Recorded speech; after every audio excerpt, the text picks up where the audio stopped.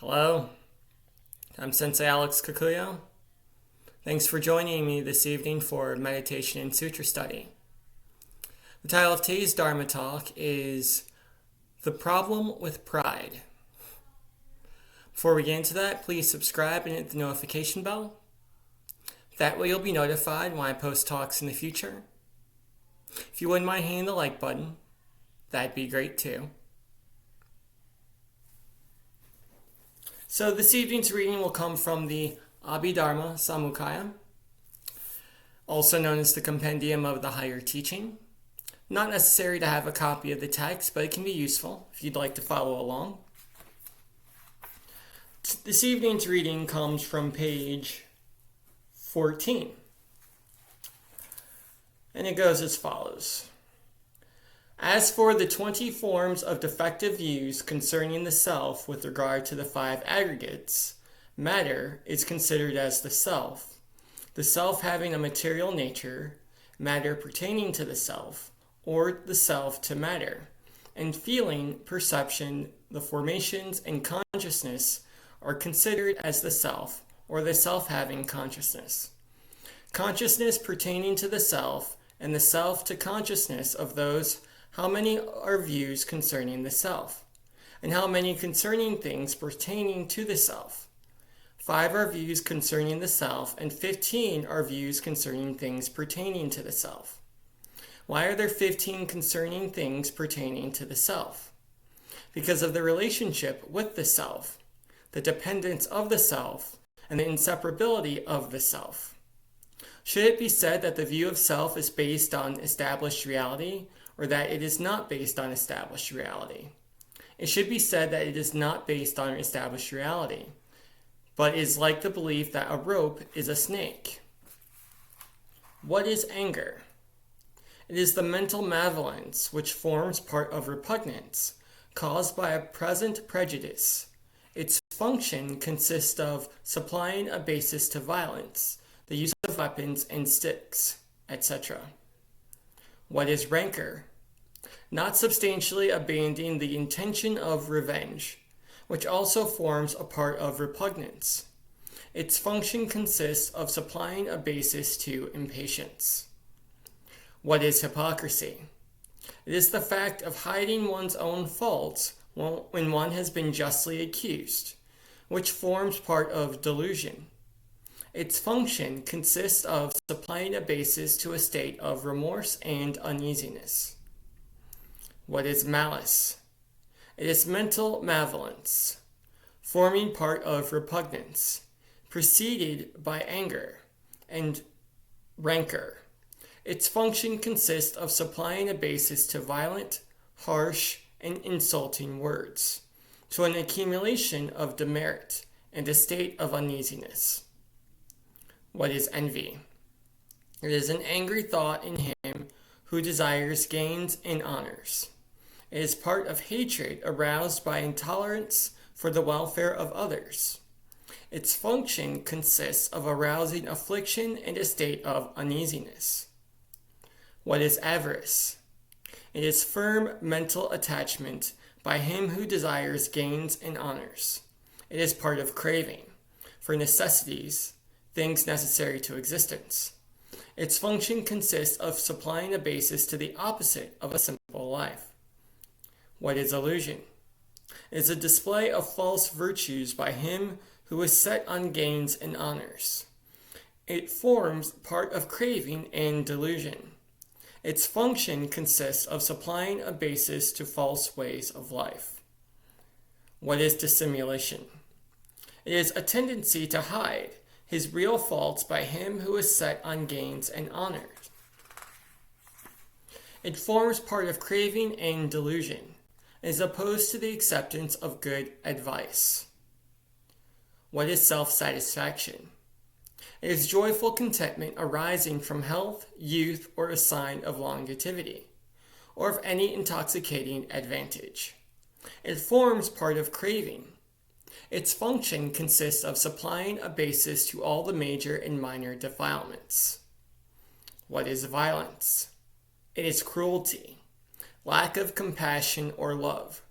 It forms part of repugnance. Its function consists of doing wrong. What is lack of self-respect? It is the fact of not being ashamed, of doing wrong in relation to oneself. It forms part of craving, hatred, and delusion. Its function consists of attracting all the major and minor defilements. What is lack of modesty? It is the fact of not being ashamed in doing wrong because of others. It forms part of craving, hatred, and delusion. Its function consists of attracting all the major and minor defilements.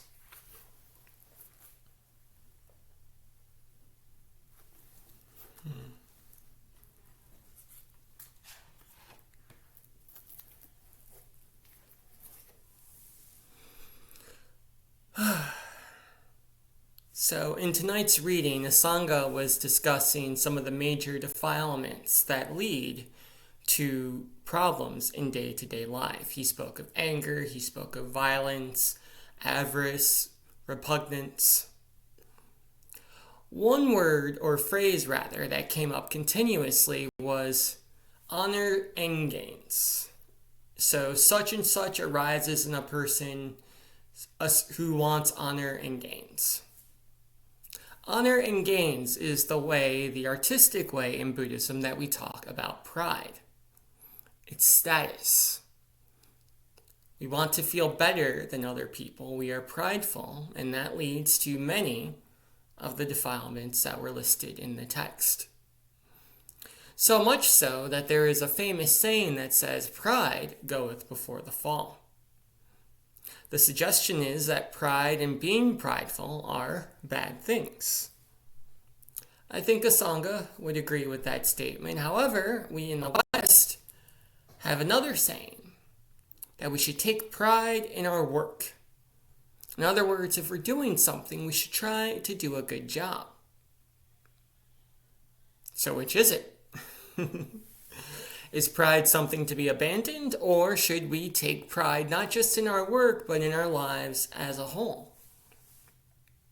And to come to understanding of this, we first need to break down what is pride. What is our desire for honor and gains? Primarily, it's a function of greed. Now, we know from previous talks that greed comes from things that are pleasant in our life. So we come in contact with something, we decide that it's pleasant, we want more of it, greed, and then that greed turns into pride or an attachment to the pleasant things that come with that object. A simple example of this would be money. Greed causes us to want money. Pride wants us to let other people know we have money. Greed is us working 80 hours a week to accumulate wealth. Pride is us buying the car, the house, the nice clothes, the status symbols that let us know, that other people know, that we are better than them. That's pride. More specifically, pride is us building an identity around the things that we've accumulated. So we could be prideful of our wealth. We could be prideful of our intelligence or our artistic abilities. Anything that's pleasant can lead to pride, which again is us building an identity around the thing itself and our ability to do it well. Now, I want to be clear, going back to the example of money. Earning money is not a bad thing. Being intelligent is not a bad thing. Having artistic ability, being a good athlete, giving to charity, none of these are bad in and of themselves. But we have to be careful, because if we are prideful, if our identity comes from our ability to do these things, then our sense of self becomes very fragile. Because the amount of money in our bank account, for example, is always changing. Depending on our line of work, our paycheck might change from one week to the next. So if we take pride in that paycheck, if our sense of self is how much money I make, then my feeling of self, my feeling of contentment goes up and down based on what's in my bank account. Similarly, if my pride is associated, my sense of identity is associated with my artistic ability, then my feeling of peace, my feeling of self, of stableness goes up and down based on what people think of my work. So maybe one week I post something on the internet and it gets lots of likes and lots of retweets. Let's say it's on Twitter. And suddenly I'm on top of the world. I feel great.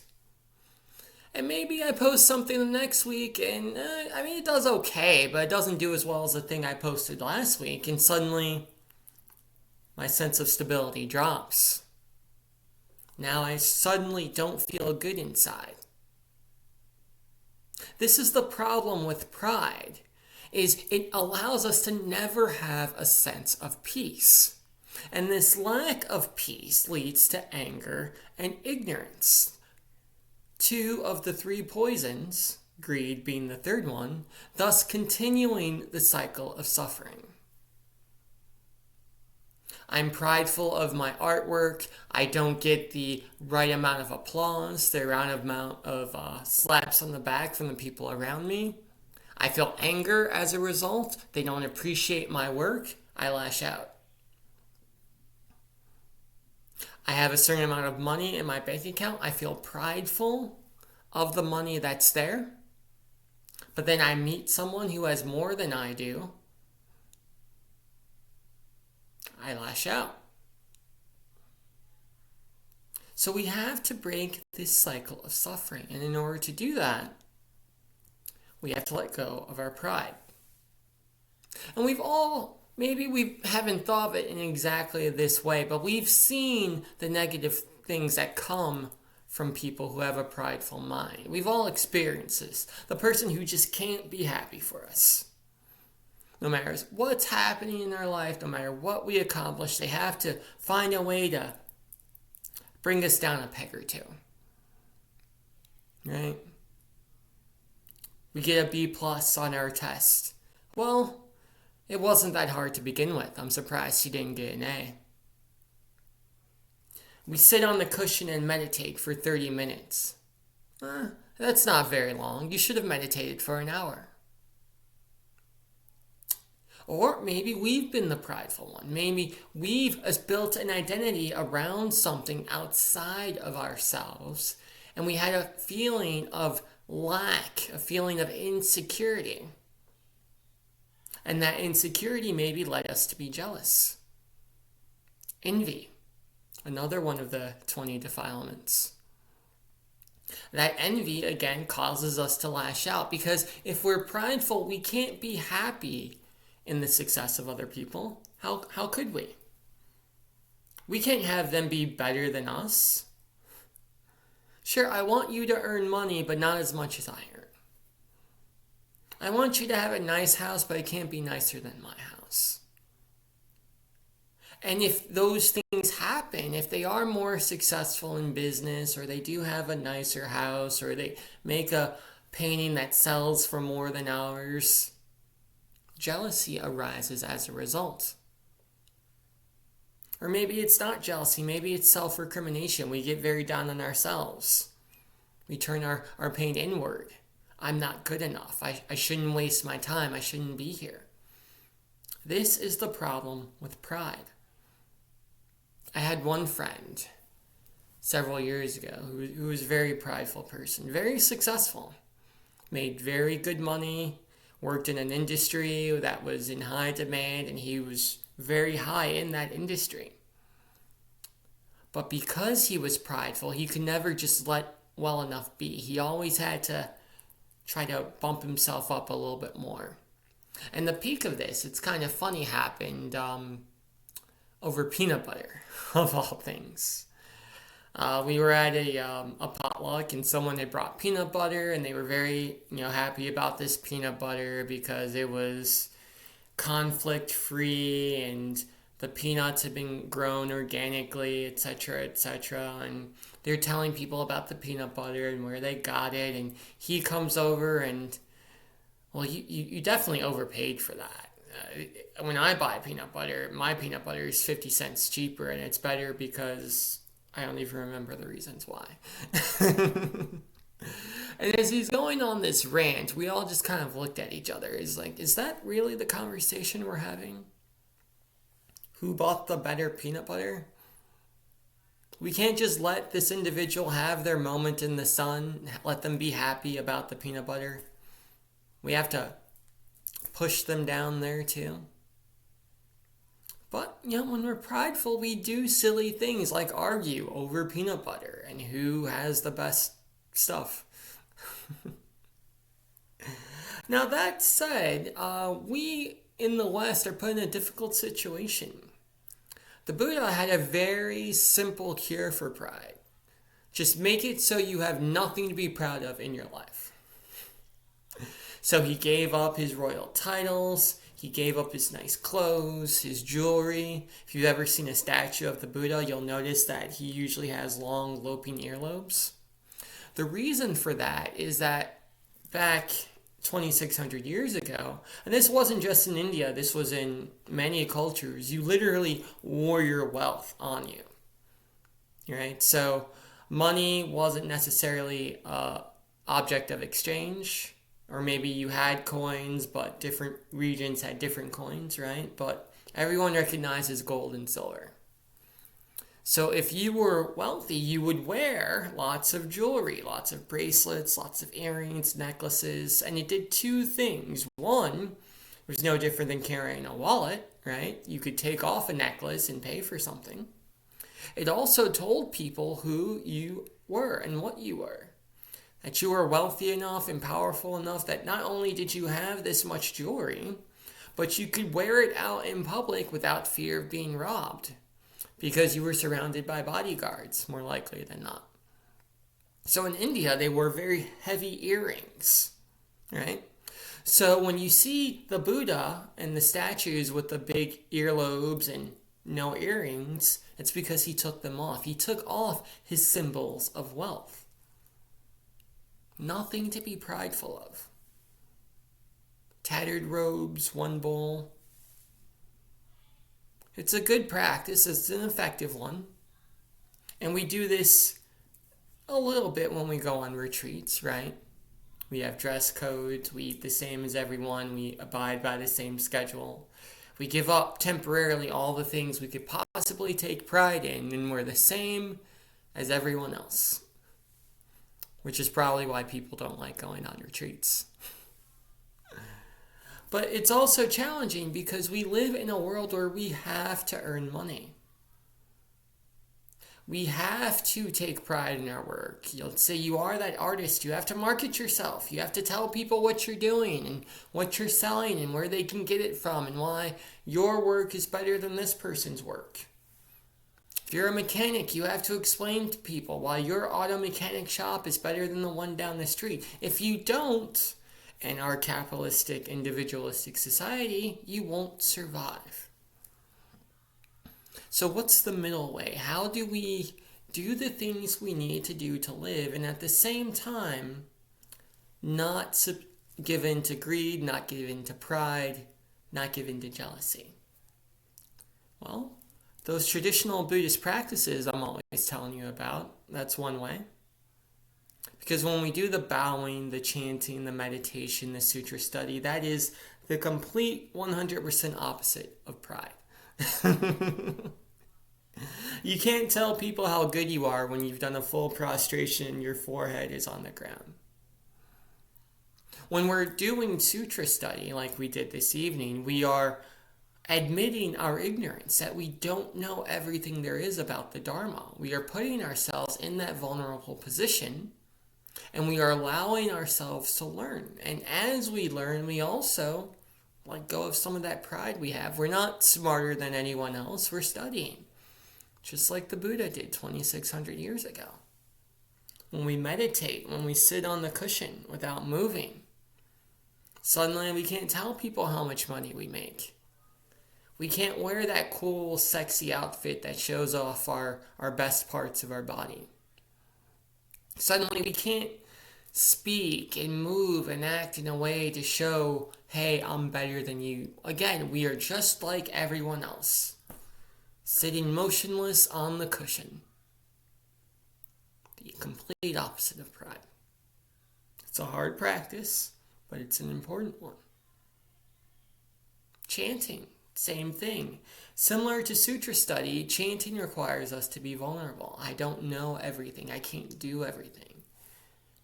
When I chant Namo Amida Butsu, that's me saying I can't do it on my own. I need help. I need Buddha to guide me. So I can be prideful or I can chant, but I can't do both.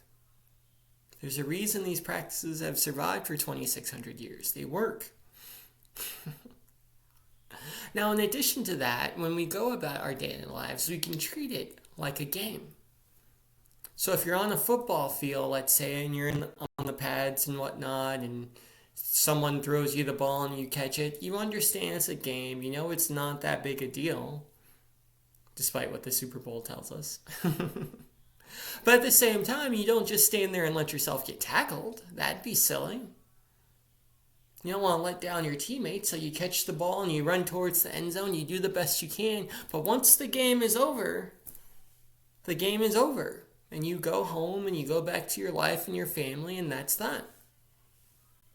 We can do the same thing with our jobs and with our hobbies, right? It's a game. We do it. We do as best we can. We take pride in it. But once the game is over, the game is over because we understand the game is not who we are. Winning does not change anything about us. This is why the teaching of Buddha nature is so powerful and so important. Because if we understand that we are Buddhas, that within all of this mess, there is a mind that is pure and undefiled and unchanging, and we have that mind and everyone else has that mind as well, we understand that we're equal. And there's nothing that we can do that can make us more or less equal than anyone else. So there's no point in trying to find something to take pride in. Because we're all Buddhas. And yeah, we do the other stuff. We earn money. We, engage in our hobbies. We play sports, and that's fine. We can do that. But we can do it without fear because our pride isn't attached to those things. Our sense of identity, our sense of self isn't tied to those things. We understand that we are Buddhas, and we understand that being Buddha is enough. Amitabha.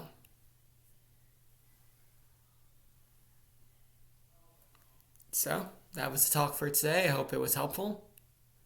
I'll just end with a few announcements. So, this was Meditation and Sutra Study. It happens every Wednesday at 7 p.m. Eastern Standard Time, broadcast right here at this channel.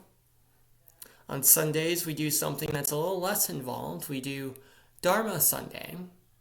And it's similar, except I speak instead of on a scripture reading, I take some topic from the news or pop culture, and I speak on it from a Buddhist perspective, tying canonical Buddhist teachings with daily life. So that happens every Sunday, 7 p.m. Eastern Standard Time. I hope to see you there. Amitabha.